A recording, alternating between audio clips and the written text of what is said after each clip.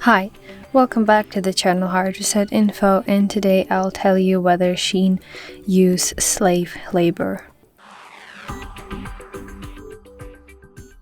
So Shein, as a fast fashion retailer, has faced multiple allegations concerning labor practices in its supply chain, including claims of forced and especially child labor.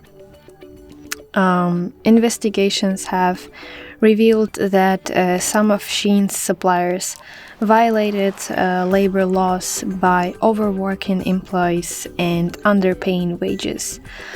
And in 2021, reports indicated that workers at certain Shein suppliers in some China city, Guangzhou, were working up to 70 hours per week, which is crazy actually.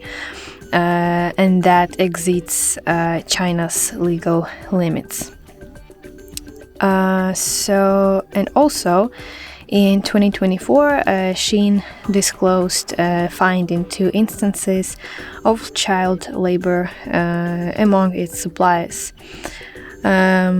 which is consistent with the findings from the previous year. So yes, that's it. I hope this video helped you.